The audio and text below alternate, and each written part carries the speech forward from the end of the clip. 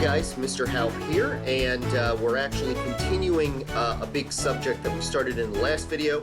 Don't worry, this one looks a little long, but I don't anticipate it being as long as the last one because this one is entirely about figurative language, and a lot of this figurative language stuff is stuff that you've already known, stuff in fact that you've been learning since elementary school. So in some cases it's just sort of review. I will throw in some tidbits along the way about how it applies to the concept of rhetoric and composition, perhaps, but by and large, we don't have to dwell on each of these things too long. It does have a lot of terminology also, but like I said, you probably know most of the words that we're going to delve into during this lesson, so not that big of a deal. So if you'll recall to the last time we had one of these videos, 1D, we started to talk about style, and we specifically talked about style and diction, and this is really a continuation of that conversation that we're having on diction, because this is entirely about word choice, and remember, word choice is one of those big things that influences style. Specifically in this case, this is your refresher reminder on all the different types of diction that's governed by figurative language. Now, I use a pretty broad definition of figurative language. There's some things in here that maybe some other teachers wouldn't include, but they're close enough and similar enough that, as far as I'm concerned, we can put them in the same blanket category without really offending anyone too deeply. So, without any further ado, let's talk about this. So, as I said, this is diction still. We're still talking about diction. And one of the other things that you get to decide, one of the other things that you get to analyze is, okay, is the author, am I going to, use a great deal of figurative language or literal language? So we start off, of course, just with defining that, for those of you who may have forgotten. So when we're talking about figurative language, we're talking about non-literal or metaphorical language, usually invoking strong images that often compare one thing to another. So in short, we're not taking it literally, okay, that you know what literal means, then therefore just take it to the figurative component, okay, where it's not exactly what it claims to be. It's an offshoot of that. It's slightly different, okay? There's a little bit of imagination implied with this whole figurative thing, okay? So all of these then are going to be different ways in which someone could be using figurative language. And obviously that's going to have a big effect on the tone of the text. It's going to have a big effect on the style of the text, and it's deeply ingrained in the concept of diction, okay? So to start this little review, let's start with the basic one, and really the first two that are the ones that you probably always start with when you're talking about figurative language. You've got simile. So that's that figure of speech that uses, typically we say like or as to compare two unlike things, okay? Maybe right now you're thinking to yourself, Mr. Halp is as boring as watching grass grow. Okay, well that would be a simile in that particular case, all right? So you know that. I'm not really giving you anything new in that case. You'll notice that we do also include like, as, then, resembles, or as though, just to sort of broaden that a little bit. Maybe you didn't use all of those words in the past. But all of those would be a simile in that case, all right?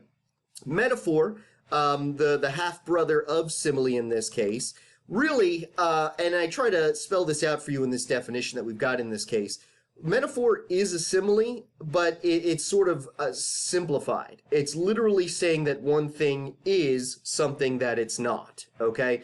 So, you know, I can imagine hearing this from time to time from a lot of students.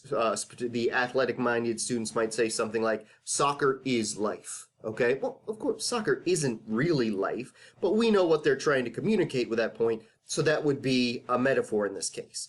Okay, so something along those lines, where you're saying that one thing is something that it isn't really. Now, we also have this concept in English, particularly in like something like poetry, but also in fictional writing as well, of the extended metaphor. Okay, so instead of just saying soccer is life, somebody might write a whole paragraph or a whole essay showing all the similarities and identicalities between soccer and life. Well, now that's where we get into something like an extended metaphor. It's really developed, really overly done. And that's a good thing in a lot of contexts. You will notice that we do sort of discourage that within this concept of rhetoric because it's as it says here, it's a poor expository argumentative technique. Okay, if all you're doing is talking about this thing that's kind of similar to it but isn't exactly it, well then there might be enough differences between those two things to prevent us from fully agreeing with your argument. Now, that of course doesn't mean you shouldn't be using figurative language, you shouldn't be using similes, you shouldn't be using metaphors. It's just you want to use them frugally. You don't want to overdo them in a way that hangs your biggest arguments on something figurative, because at the end of the day, remember, logos is very important. And while there is an element of logos embedded within figurative language, sometimes it sort of activates pathos a little bit more concretely. Okay? Analogy, really, same kind of thing. Oftentimes just involves a little bit more formal language. I know that in some cases, in some lessons, in some tests that you may have taken, it'll often be denoted by saying, this is to this as that is to that, something along those lines. Where you're saying, you might use an analogy to say something like, Mr. Haupt is the sloth of Fleetwood Area High School, okay? You're sort of using that as a kind of analogy. And that's also a metaphor, so keep that in mind. These things do have a tendency to overlap to some degree. Because, again, I'm not literally a sloth of Fleetwood Area High School, but from an analogy's perspective, you're drawing these comparisons between two things, okay? As it says, you should use it largely for expository, not argumentative writing, for the same reasons that we talked about with metaphor a couple of moments ago. But the thing, and this is an important component of really all of this figurative language, if I keep saying to you guys, hey, well, it's got a certain weakness within the rhetorical concepts, keep in mind that all of this figurative language is really great at demonstrating abstract ideas, okay? The things that are hard, that aren't concrete, and therefore have a tendency to be a little bit more difficult to explain and describe to the reader, okay? So that's really where you want to start to see more of this figurative writing, when you're describing the abstract. The allusion, a brief reference to a person, an event, or place, yada, yada, yada. The big thing to keep in mind, and this is what I mentioned in that second half of the definition there, it always suggests a proper noun, either directly or indirectly. Okay, so you could say, ooh, Mr. Haupt came back from summer vacation looking like the Arnold Schwarzenegger of Fleetwood. Okay, that's an allusion because Arnold Schwarzenegger is a proper noun that a lot of people know for his muscularity. Okay? On the flip side, you could take it in a different direction where it's also implied, but it isn't necessarily spelled out with that exact proper noun. You could say, as a counterpoint to that one, you could say something like, Mr. Haupt came back from summer vacation looking like the Man of Steel. Man of Steel is a term that is often used to describe Superman. We know that is a term used to describe Superman. Even though I didn't say Superman, it was implied that I was referring to Superman. So I might not have had the proper noun of his name in the sentence, but it still constitutes an allusion, okay? We come down to personification, the attribution of a lifelike quality to an inanimate object or idea. Yeah, I'm sure you know about that. I mean, anytime you're saying that something that is inanimate is doing something that only a human being or an animal could conceivably do, okay, well, you've got your personification in that case. Anthropomorphism, which is kind of an offshoot of that. As you see up here, it says the attribution of human physical attributes to non-human objects. Really, it's not as big of a deal as personification, but it's a word worth knowing in this case. To anthropomorphize something is really just to make something human-esque. And the easiest example that I can give you of that would be something like a table. We have legs on a table. Well, that's anthropomorphism. The table doesn't literally have legs, but via anthropomorphism, we think, oh, well, that looks kind of like legs, so there it is. We'll call it the leg of the table. So that's anthropomorphism, okay? It takes us down to then paradox. Paradox is a cool one, a big one. So as you see here, it says a statement or situation that seems contradictory, but actually reveals a surprising, hidden, or ironic truth. So, like a case in point with this is the saying, the only constant is change. So, on one hand, that sentence doesn't make a lick of sense. But if you understand what it's trying to communicate, you get the point of what it is actually accomplishing with that paradox, okay? So something that seems like it shouldn't make sense, but if you think about it long enough and hard enough, you get the point, okay? As it says here, that paradox is a great way to encourage readers to look at familiar things in new ways. Again, remember, we're talking about abstract ideas with a lot of these situations.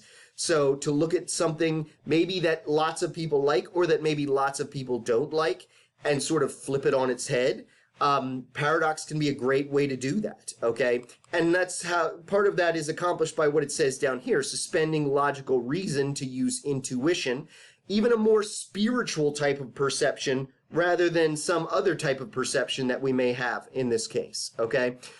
Actually starting to think about things on a different plane than even really to some extent logos and pathos and ethos, okay? It also has that ability to jolt the reader out of what they're listening to. So, you know, if you feel like they're maybe sort of getting a little bit bored, the paradox is one of those things like they can make them sit up and think, oh, wait, what? What is he talking about? You know, something like that, okay? Symbolism, hopefully not a brand spanking new one for you as well on that front. Remember, it's when a concrete object represents an abstract idea. So you might have thought that when you took AP Language and Composition, we weren't going to deal with symbols in the same way that the English Literature and Composition class does. And we don't, okay? But they're still there to some degree because even nonfiction will have symbols. Even nonfiction authors will ask the reader to sort of imagine a concrete idea as the basis for entry into some more abstract idea. That's what symbolism is all about. Okay, I mean, thinking case in point about the human heart. How we always talk about how our emotions are in the human heart. They're not literally in the human heart, but figuratively, from a symbolic perspective, we think of the human heart as the seat of emotions. So something along those lines, okay? You always want to be, when you're analyzing symbols in particular, looking for denotations and connotations, okay? And the heart is a great example of that in that case, because the denotation of a heart, sure, is, you know, it's the organ that pumps blood in the body. Okay, whatever. But the connotation is, well, it's what keeps you alive. It's what keeps you going. It's what gives you your drive. All of that is connotatively accurate, and you can see how that sort of makes its movement into that whole field of emotions, love, stuff of that sort, okay?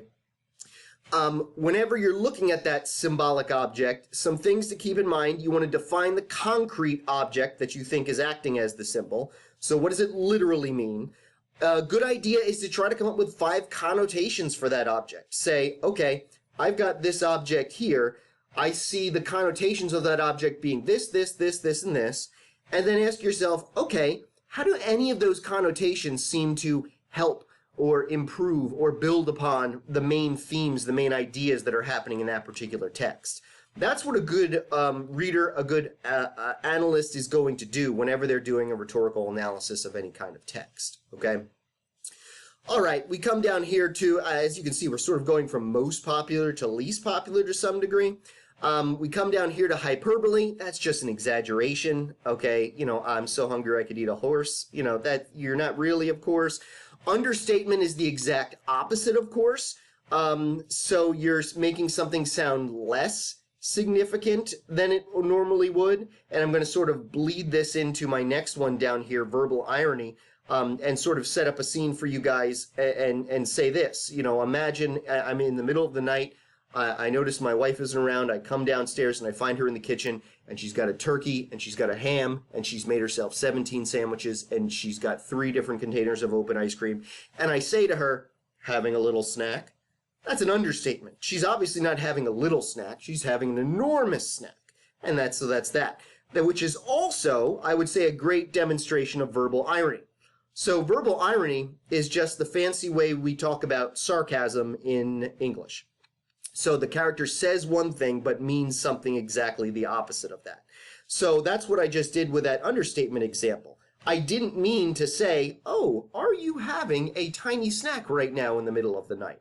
What I meant to say is, wow, you are eating an enormous amount of food. Why? Okay?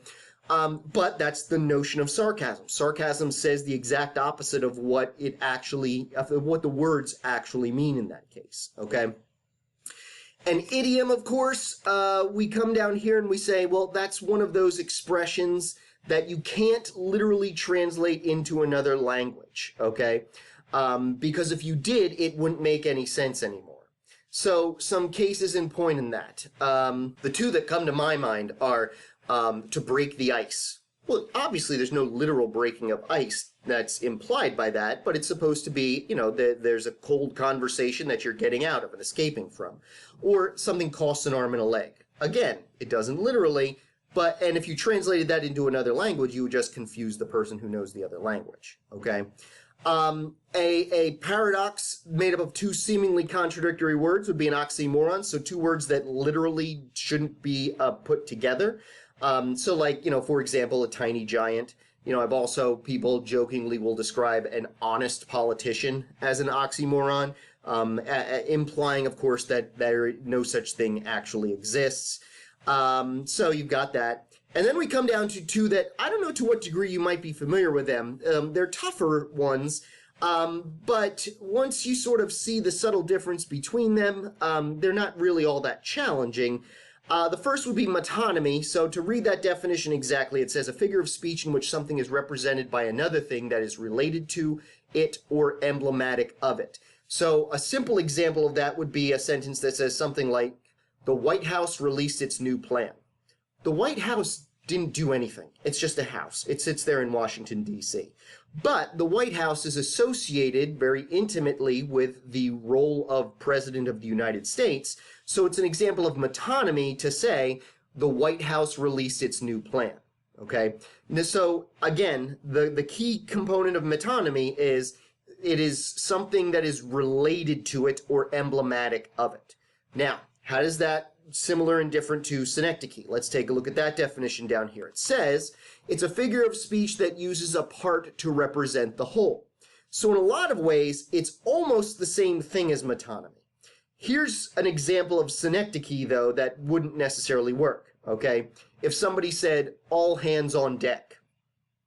All hands on deck doesn't mean that they only want people's hands on the deck. That is a part of a larger whole. So it becomes a synecdoche in that case because, as it says, it uses a part to represent the whole. We're asking for all of the people to come onto the deck, but as a consequence of that, we have to say, just as a synecdoche, just that one part, just the hands, okay? So again, remember, metonymy is going to be a thing that's associated with something else. Synecdoche is a part of something else, okay? And that's really how those two things would operate. Okay. Now, just to finish off our conversation with diction here, we end up talking a little bit about bias. Okay. It says this, first and foremost, diction can very easily reveal bias. The words we choose show our biases, whether we mean to or not. Okay. And that's one of those things that's going to have a big consequence on the ethos that a person has. So if you're using words that your audience isn't going to use, if your words are sort of charged with some kind of bias, you're going to end up either really appealing to them or losing that credibility as a consequence, particularly depending on how much they disagree with what you are trying to communicate to them. So diction is a great revealer of bias. It's one of those things where they say there is no word, no idea, no sentence that is completely devoid of bias. And that's absolutely the truth. And diction is one of the primary consequences of that, okay? So what is a bias? It's a prejudice or preconceived notion that prevents a person from approaching a topic in a neutral or an objective way. We'll talk more about objectivity in a later unit, but that's that right there. Just keeping in mind that bias can be in favor of something. The most common usage means biased against something and has a negative connotation, but there's really no reason to sort of lean in that direction more than the other direction. So there you have that. And like I said, every word, every sentence, every phrase you ever write is always going to have some degree of bias in it. Your goal is to either make sure that bias is undetectable, or that it points you in the right direction, or that it accomplishes one of those concrete goals you have with establishing ethos, pathos, and logos. So figurative language does this. All of those other topics I was talking with you guys about during the previous flipped lesson contribute to that. And you need to be aware of, okay, how are my internal feelings, opinions, likes, dislikes forcing me, subconsciously perhaps, to choose specific language over other alternatives that I would have. Really, that's so much of what English as a subject is from the get-go. Why does an author, why does a writer, why do I want to do this over the 100 million other options that I have at my disposal? And that's what you're doing with rhetorical analysis, and that's what you're going to have to ask yourself when you're writing your own texts. So that is my flipped lesson on figurative language. As always, if you have any questions or concerns, please feel free to bring them to class to me in the near future. And I hope this review wasn't too onerous and that there was something new for you to latch on to. But other than that, thank you very much for joining me, and I will see you shortly, guys.